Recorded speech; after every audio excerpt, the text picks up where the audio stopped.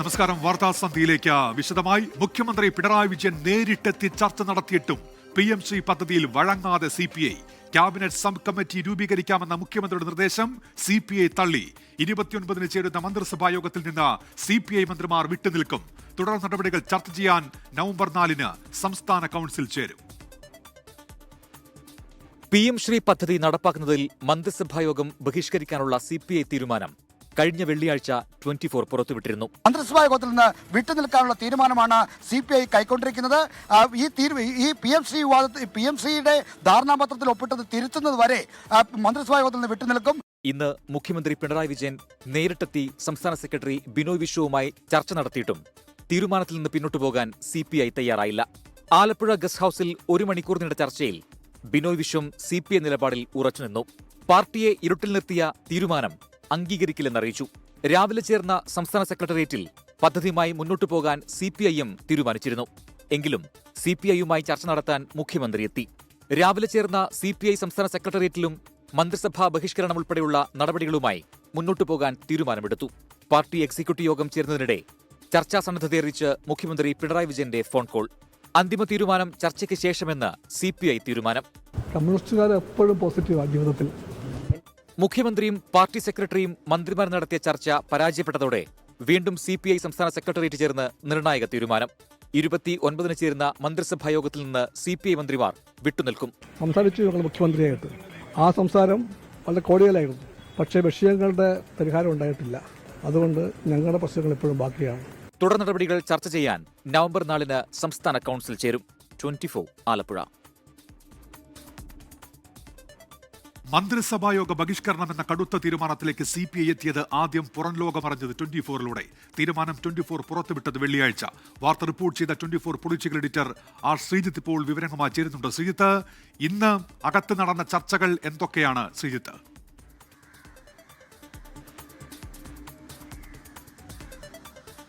ഉന്മേഷ്, പ്രധാന ചർച്ച മുഖ്യമന്ത്രിയുമായുള്ള ബിനോയ് വിശ്വത്തിന്റെ കൂടിക്കാഴ്ചയ്ക്ക് ശേഷമായിരുന്നു. മുഖ്യമന്ത്രിയുമായി ചർച്ച നടത്തിയിട്ടുള്ള കാര്യങ്ങൾ പിന്നീട് തീരുമാനമെടുക്കാൻ CPI സംസ്ഥാന എക്സിക്യൂട്ടീവ് സംസ്ഥാന സെക്രട്ടറിയെ ചുമതലപ്പെടുത്തി ആണ് ഉച്ചയ്ക്ക് പിരിഞ്ഞത്. സംസ്ഥാന എക്സിക്യൂട്ടീവിൽ നടന്ന ചർച്ചയും സംസ്ഥാന സെക്രട്ടറിയിൽ നടന്ന ചർച്ചയുമെല്ലാം ഈ PMC വിവാദത്തിലെ നിലപാടിൽ കടുകിട പോലും വിട്ടുവീഴ്ച ചെയ്യരുത് എന്നായിരുന്നു. കാരണം അത്ര കണ്ട് പാർട്ടിക്ക് അഭിമാനക്ഷതമുണ്ടാക്കി പാർട്ടി മന്ത്രിമാരെ ഇരുട്ടിൽ നിർത്തിയെടുത്ത തീരുമാനമായതുകൊണ്ട് ഒരു തരത്തിലുള്ള വിട്ടുവീഴ്ചയും ആവശ്യമില്ല. പദ്ധതിയിൽ നിന്ന് പിറകോട്ട് പോകണമെന്ന നിലപാട് മുഖ്യമന്ത്രിക്ക് മുന്നിലും ആവർത്തിക്കാനാണ് തീരുമാനിച്ചത്. അതനുസരിച്ച് ഉച്ചയ്ക്ക് വൈകുന്നേരം 3:30-ന് മുഖ്യമന്ത്രിയെ കണ്ട CPI സംസ്ഥാന സെക്രട്ടറി ബിനോയ് വിശ്വം നിലപാട് ആവർത്തിച്ചു. എന്നാൽ മുഖ്യമന്ത്രി ഒരു ബദൽ നിർദ്ദേശമാണ് വെച്ചത്. അതായത് PMC പദ്ധതി നടപ്പിലാക്കുന്നതിനെക്കുറിച്ച് പഠിക്കാൻ മന്ത്രിസഭാ ഉപസമിതിയെ നിയോഗിക്കാം എന്നാണ്. എന്നാൽ ആ നിർദ്ദേശം തങ്ങൾക്ക് സ്വീകാര്യമല്ല എന്ന കാര്യം ബിനോയ് വിശ്വം അറിയിച്ചു. അത് കണ്ണിൽ പൊടിയിടാനുള്ള ഒരു തന്ത്രമാണ്. വിവാദം മൂർച്ഛിച്ചു നിൽക്കുന്ന ഘട്ടത്തിൽ നിന്ന് കാര്യങ്ങളെ തണുപ്പിച്ചെടുക്കാനുള്ള ശ്രമമാണ് എന്നാണ് CPI വിലയിരുത്തിയത്. അങ്ങനെയാണ് സംസ്ഥാന സെക്രട്ടേറിയറ്റ് വിലയിരുത്തിയത്. അതുകൊണ്ടാണ് മന്ത്രിസഭാ യോഗം ബഹിഷ്കരിക്കുന്ന അടക്കമുള്ള നടപടികളിലേക്ക് പോകാൻ CPI തീരുമാനിച്ചത്. ഈ മുഖ്യമന്ത്രി മുന്നോട്ട് വെച്ച ഏക കോൺക്രീറ്റായ നിർദ്ദേശം ഈ ക്യാബിനറ്റ് സബ് കമ്മിറ്റി എന്നത് മാത്രമായിരുന്നു. ബാക്കിയുള്ള CPIയുടെ ആവശ്യങ്ങളോടൊന്നും അനുകൂലമായി പ്രതികരിക്കാൻ മുഖ്യമന്ത്രി തയ്യാറായില്ല എന്നാണ് ബിനോയ് വിശ്വം സംസ്ഥാന സെക്രട്ടേറിയറ്റ് യോഗത്തിൽ റിപ്പോർട്ട് ചെയ്തത്. അത്തരം എന്തെങ്കിലും നടപടിയിലേക്ക് പോയാൽ അത് വിദ്യാഭ്യാസ മന്ത്രി വി ശിവൻകുട്ടിയെ ചെറുതാക്കുന്ന പോലെ ആകും. അപ്പോൾ വി ശിവൻകുട്ടിക്ക് അത്തരത്തിലൊരു മാനഹാനി ഉണ്ടാകാനുള്ള ഇട നൽകരുത് എന്നാണ് അതിനാണ് മുഖ്യമന്ത്രി പ്രാമുഖ്യം കൊടുത്തത്. അപ്പോൾ ഇടഞ്ഞു നിൽക്കുന്ന CPIയുടെ പ്രതിഷേധമോ അല്ലെങ്കിൽ CPIയെ ഇരുട്ടി നിർത്തിയുടെ തീരുമാനത്തിലുള്ള നടപടിയോ അല്ല മുഖ്യമന്ത്രിയെ അലട്ടുന്നത്. അത് മറിച്ച് ശിവൻകുട്ടിയെ ചെറുതാക്കുമോ എന്നതാണ്. അതുകൊണ്ട് ആ നിർദ്ദേശം ഒരിക്കലും അംഗീകരിച്ചു കൊടുക്കേണ്ടതില്ല. അതുകൊണ്ട് മന്ത്രിസഭാ ബഹിഷ്കരിക്കുന്ന നടപടിയുമായി മുന്നോട്ട് പോകാൻ തീരുമാനിച്ചാണ് CPIയുടെ സംസ്ഥാന സെക്രട്ടേറിയറ്റ് ഇവിടെ പിരിഞ്ഞിരിക്കുന്നത്. ശ്രീജിത്ത്, ഇനി എന്തു പ്രതീക്ഷിക്കണം? ഈ അനുനയത്തിന് CPI മറ്റെന്തെങ്കിലും ഒരു നിർദ്ദേശം മുന്നോട്ട് വെക്കുമോ? CPI ഏതറ്റം വരെ പോകും ശ്രീജിത്ത്?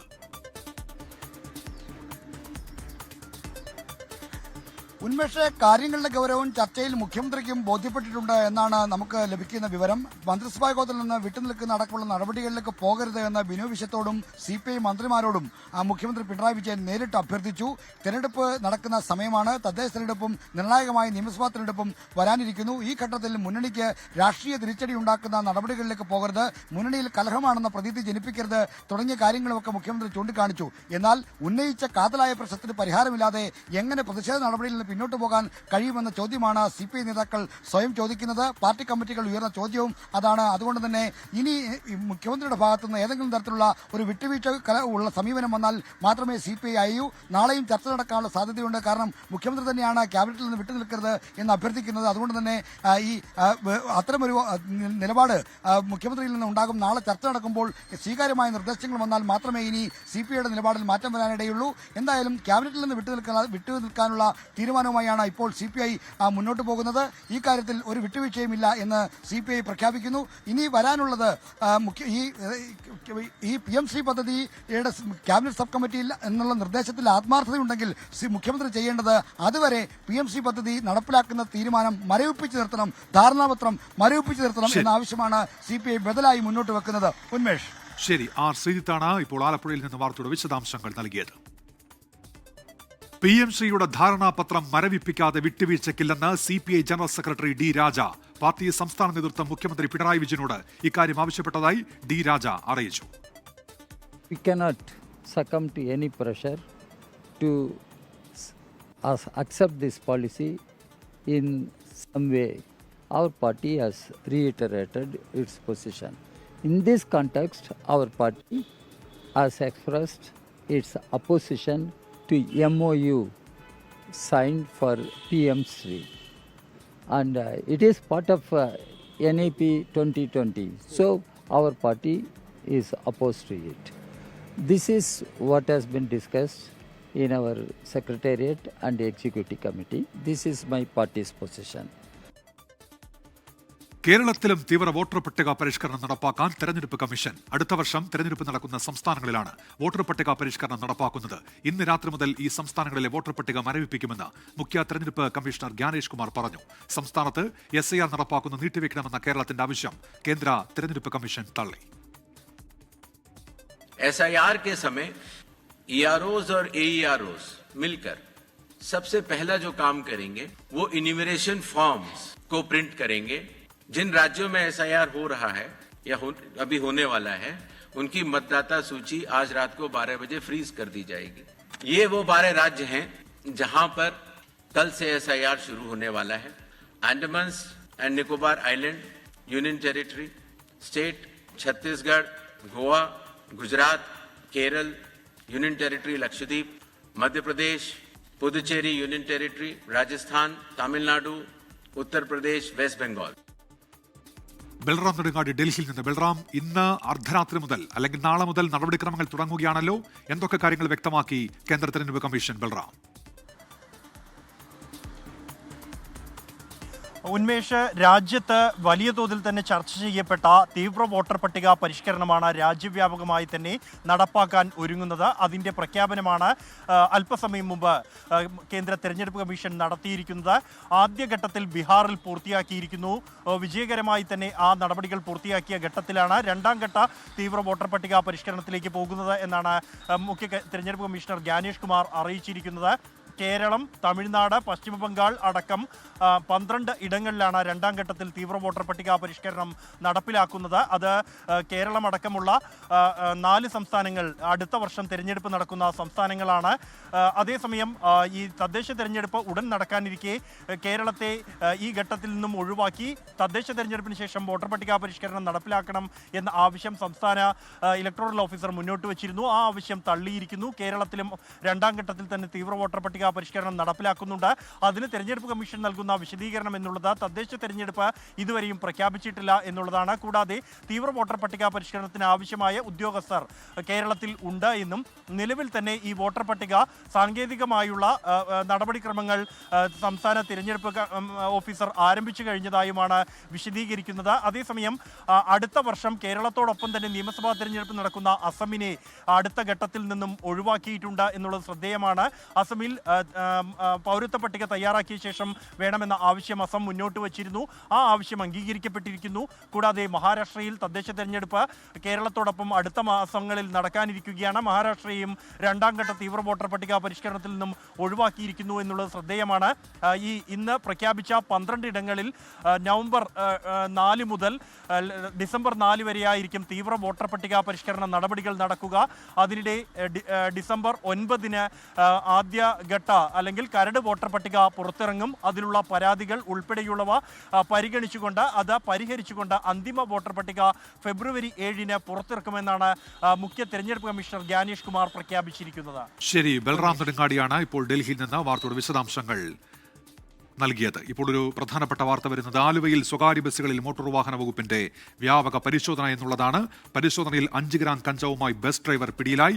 ആലുവ പെരുമ്പാവൂർ റൂട്ടിൽ സർവീസ് നടത്തുന്ന VT എന്ന ബസ്സിലെ ഡ്രൈവർ എടത്തല സ്വദേശി മുഹമ്മദ് ഷാഫിയാണ് എക്സൈസിന്റെ പിടിയിലായത്. ഇന്നലെ ഗതാഗത മന്ത്രി ഈ വിഷയത്തിൽ 24നോട് പറഞ്ഞിരുന്നു ശക്തമായ പരിശോധന നടത്തുമെന്ന്. അവിടെ ഒരു ഡ്രൈവറുടെ ശബ്ദ സന്ദേശം പുറത്തുവന്ന പശ്ചാത്തലത്തിലായിരുന്നു റിപ്പോർട്ടർ ആ വാർത്ത നൽകിയത്. ആലുവയിൽ ഇത്തരത്തിൽ ലഹരി ഉപയോഗിച്ചാണ് പല ഡ്രൈവേഴ്സും വണ്ടി ഓടിക്കുന്നത് എന്നതുൾപ്പെടെയുള്ള വിവരങ്ങൾ 24 പുറത്തുവിട്ടിരുന്നു. അതിലിപ്പോൾ വ്യാപക പരിശോധന നടക്കുന്നു. ഒരാൾ പിടിയിലായിരിക്കുകയാണ്. ശബരിമല സ്വർണ്ണക്കൊള്ളക്കേസിൽ ഉണ്ണികൃഷ്ണൻ പോറ്റിയുടെ സഹായി എന്ന് സംശയിക്കുന്ന കൽപേഷിനെ കണ്ടെത്തി 24. ചെന്നൈ സ്മാർട്ട് ക്രിയേഷൻസിൽ നിന്ന് ബെല്ലാരിയിലെ റോദ്ദം ജ്വല്ലറിയിലേക്ക് സ്വർണം കൊണ്ടുപോയത് താനാണെന്ന് കൽപേഷ് സമ്മതിച്ചു. സ്വർണ്ണക്കൊള്ളയിൽ പങ്കില്ലെന്നും ഉണ്ണികൃഷ്ണൻ പോറ്റിയെ അറിയില്ല എന്നുമാണ് കൽപേഷിന്റെ പ്രതികരണം. ഹൈദരാബാദിൽ സ്വർണ്ണപ്പാളി വാങ്ങിയയാളുടെ പേര് ഉണ്ണികൃഷ്ണൻ പോറ്റി തെറ്റായി മൊഴി നൽകിയതായും കണ്ടെത്തി. 24 എക്സ്ക്ലൂസീവ്.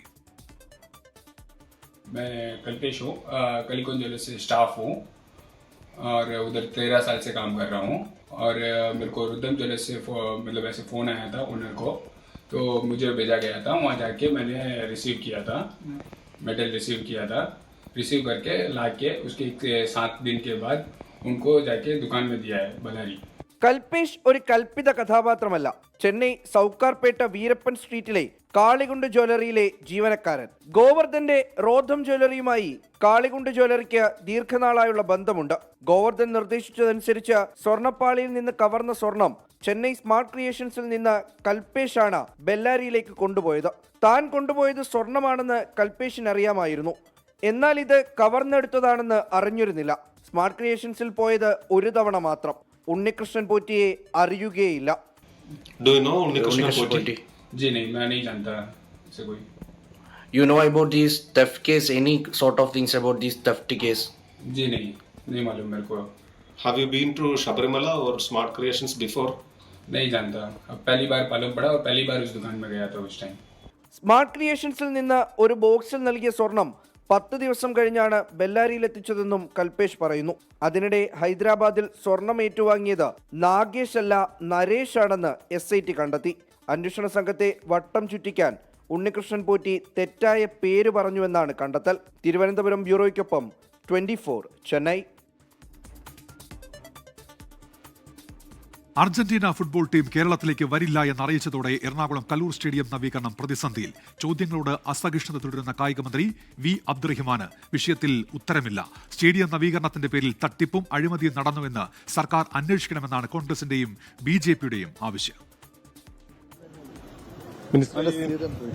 മെസ്സിയുടെ വരവുമായിട്ട് ബന്ധപ്പെട്ട് ഈ ഹൈബിയുടെ ഗുരുതരമായ അറിയില്ല അത് പറയുന്നത് ഈ മറയത്ത് നിർത്തി ഉണ്ടാക്കിയ ചോദ്യങ്ങളോട് ഇന്നലെ മലപ്പുറത്ത് തട്ടിക്കയറിയ കായികമന്ത്രി V അബ്ദുറഹ്മാന്റെ അസഹിഷ്ണുതയ്ക്ക് ഇന്നും മാറ്റമില്ല. കലൂർ സ്റ്റേഡിയം നവീകരണവുമായി ബന്ധപ്പെട്ട ആരോപണങ്ങളിൽ മറുപടിയില്ല. തൃശൂരിൽ മന്ത്രിയുടെ പ്രതികരണം തേടുന്നതിനിടെ CPIM MLA AC മൊയ്തീന്റെ നേതൃത്വത്തിലുള്ള സംഘം 24 മാധ്യമ സംഘത്തെ കയ്യേറ്റം ചെയ്യാൻ ശ്രമിച്ചു.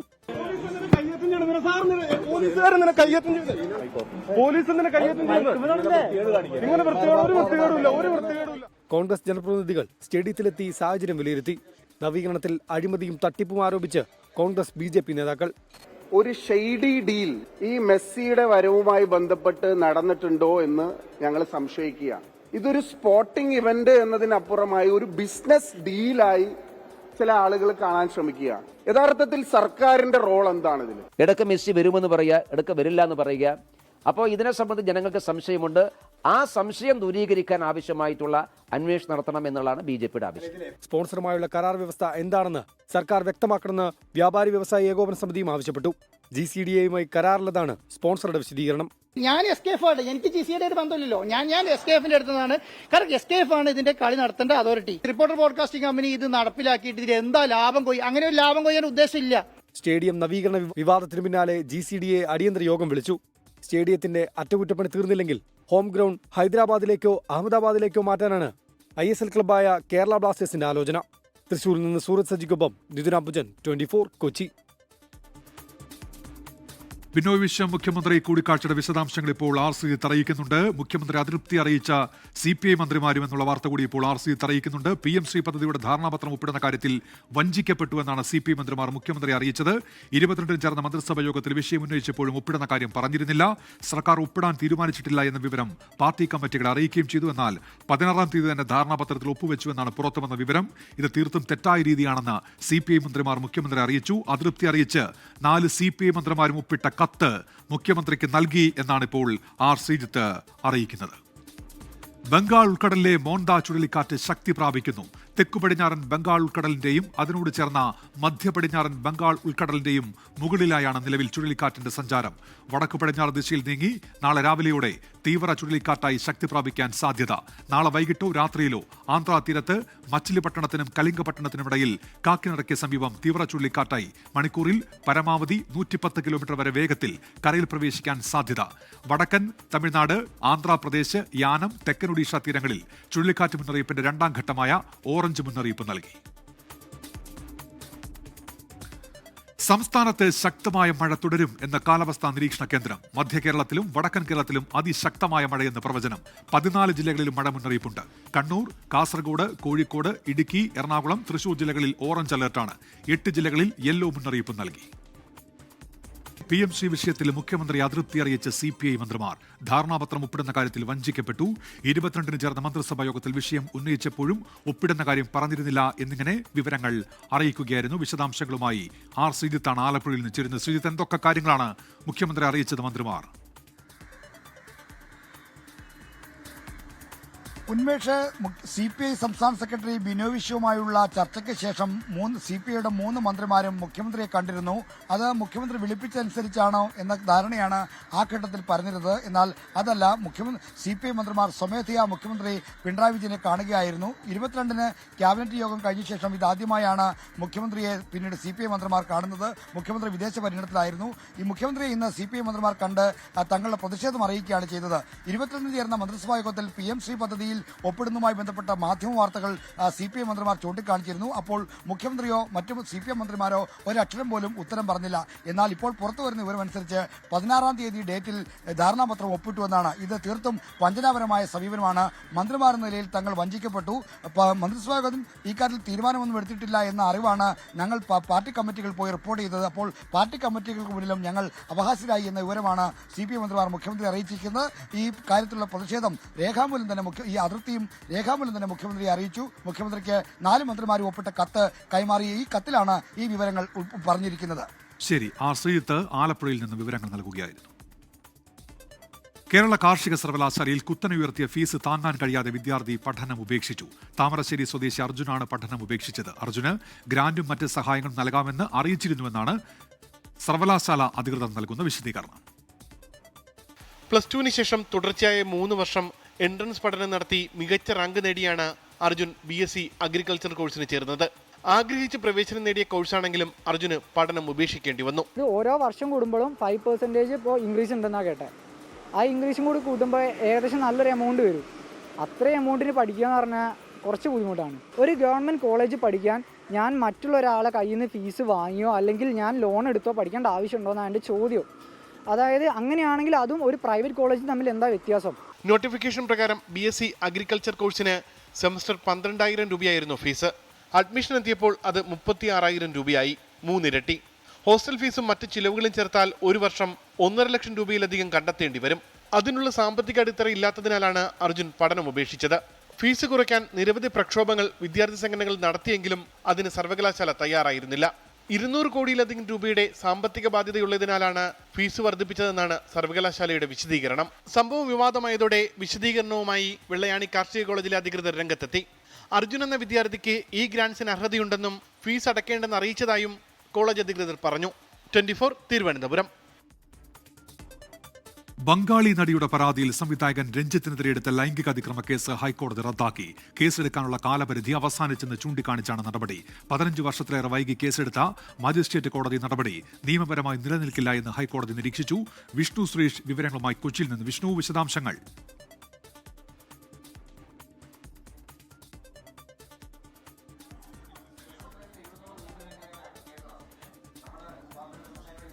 ഉന്മേഷ്, രഞ്ജിത്തിനെതിരെ എറണാകുളം പോലീസ് രജിസ്റ്റർ ചെയ്ത കേസാണ് ഇപ്പോൾ റദ്ദാക്കിയിരിക്കുന്നത്. ബംഗാളി നടിയുടെ പരാതിയിലാണ് കേസെടുത്തത്. ഇങ്ങനെയായിരുന്നു സംഭവം. പാലേരി മാണിക്യം എന്ന സിനിമയുടെ ചിത്രീകരണവുമായി ബന്ധപ്പെട്ട് ബംഗാളി നടിയെ വിളിച്ചു വരുത്തുകയും അവരുടെ അപമര്യാദയെ പെരുമാറി എന്ന് ചൂണ്ടിക്കാണിച്ചായിരുന്നു ആ പരാതി. 2024 ഓഗസ്റ്റിലാണ് പരാതി വന്നത്. കൊച്ചി സിറ്റി പോലീസിനാണ് പരാതി ലഭിച്ചത്. പരാതി പിന്നീട് നോർത്ത് പോലീസിലേക്ക് കൈമാറുകയും നോർത്ത് പോലീസ് 354, 509 വകുപ്പുകൾ പ്രകാരം കേസെടുക്കുകയും ചെയ്തിരുന്നു. ഇപ്പോൾ ആ കേസാണ് റദ്ദ് ചെയ്തിരിക്കുന്നത്. രഞ്ജിത്ത് തന്നെ ഹൈക്കോടതിയെ സമീപിക്കുകയായിരുന്നു കേസ് റദ്ദ് ചെയ്യണമെന്ന് ആവശ്യപ്പെട്ടതിൽ. ഏറ്റവും പ്രധാനപ്പെട്ട കാര്യം 15 വർഷത്തിലേറെ വൈകി കേസെടുത്ത മജിസ്ട്രേറ്റ് കോടതി നടപടി നിയമപരമായി നിലനിൽക്കില്ല എന്നാണ് ഹൈക്കോടതിയുടെ കണ്ടെത്തൽ. ജസ്റ്റിസ് സി പ്രദീപിന്റെ ഉത്തരവ്, സി പ്രദീപാണ് ഈ എഫ്ഐആർ റദ്ദ് ചെയ്തുകൊണ്ടുള്ള ഉത്തരവ് പുറത്തിറക്കിയിരിക്കുന്നത്. 2009 കേസിനാസ്പദമായ സംഭവം ഉണ്ടാകുന്നതെങ്കിലും പരാതി വരുന്നത് 2024 കേസ് എടുക്കുന്നത് 2024. ആ പശ്ചാത്തലത്തിലാണ് കോടതി ഇത്തരത്തിലൊരു സുപ്രധാനമായ നിരീക്ഷണത്തോടുകൂടി ഈ കേസ് റദ്ദ് ചെയ്യുന്നത്. രഞ്ജിത്തിന്റെ പിന്നീട് ശരി വിഷ്ണു സുരേഷാണ് കൊച്ചിയിൽ നിന്ന് വിവരങ്ങൾ നൽകിയത്. ഇനി നോക്കാം ഇപ്പോഴത്തെ കാലാവസ്ഥ.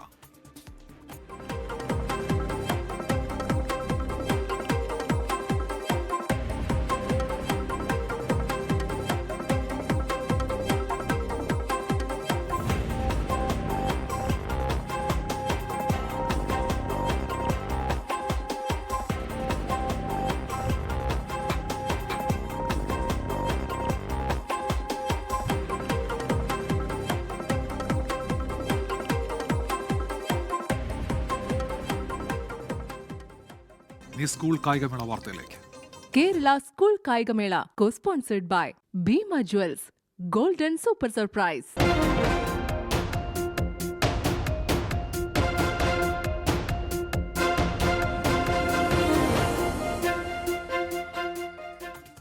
സബ് ജൂനിയർ പെൺകുട്ടികളുടെ ഷോട്ട്പുട്ടിൽ മീറ്റ് റെക്കോർഡോടെ സ്വർണം നേടിയിട്ടും തൃപ്തയല്ല കണ്ണൂരിന്റെ അൻവിക. മത്സരത്തിൽ ഇടയ്ക്ക് പെയ്ത മഴ പണി തന്നില്ലായിരുന്നുവെങ്കിൽ ഇതിനപ്പുറം ദൂരം കണ്ടെത്തിയനെ എന്ന് പറയുകയാണ് അൻവിക.